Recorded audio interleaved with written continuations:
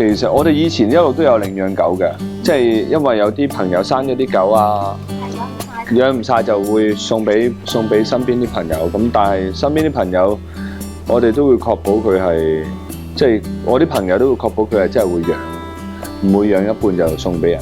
其實咁樣好慘，因為又變咗流浪狗啊，或者又變咗唔知去咗邊度啊。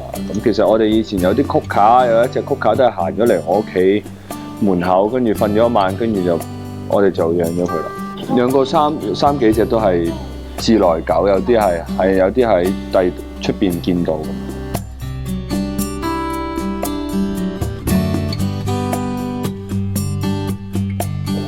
在於我嚟講，最緊要你係有負責任就得㗎。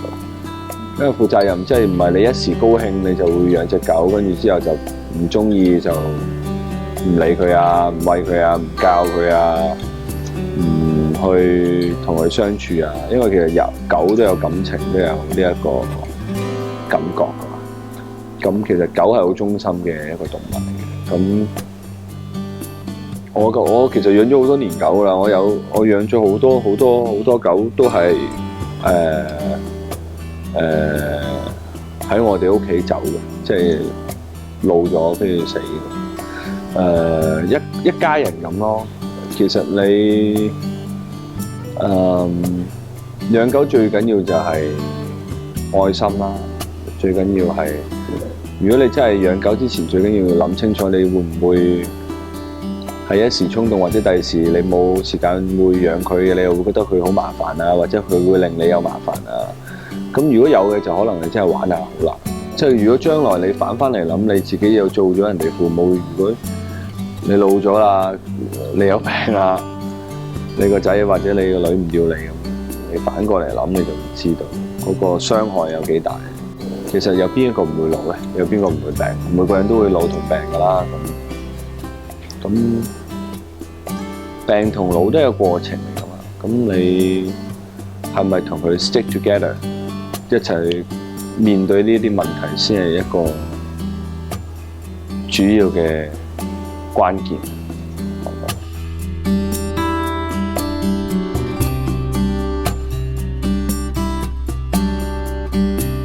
流口水 ，anytime hungry 啊！佢好單純嘅狗嚟，我好得意啊！我屋企養親嗰啲都係唔係傻就黐咁樣啲狗。見到佢哋啲傻更更嗰啲咧，就覺得我屋企都係偏向於呢一個派別嘅，即係唔係好多才多藝嗰啲嚟嘅。我屋企係偏向搞笑派嘅，我哋係搞笑派嘅，即係佢哋嘅動作啊，有時瞓覺呢個會打鼻鼾咁樣，因為有時見到佢好得意嘅。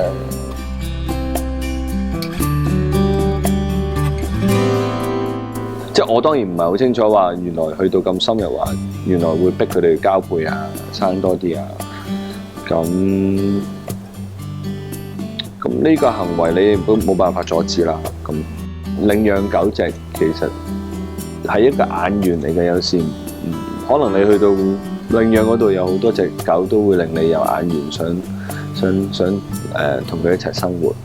咁唔一定狗鋪嘅，咁狗鋪又要收你錢，你何必要去狗鋪咧？其實而家有好多領養嘅狗都好靚喎，我知道。其實即係唔一定係你哋以前心目中諗住哇靚嗰啲狗先會出邊買啊，靚嘅狗就係唔會領養到啊。其實有時得閒嘅話，可能你哋去行一轉，睇下有冇你哋自己合適嘅眼緣嘅對象。咁如果有，咁啊可以又幫到一啲流浪狗，又唔使。即係佢哋無家可歸，咁亦都可以又慳翻啲錢，做一啲其他嘢，咁你又可以幫到一個生命咁，呢個係最好嘅一樣嘢。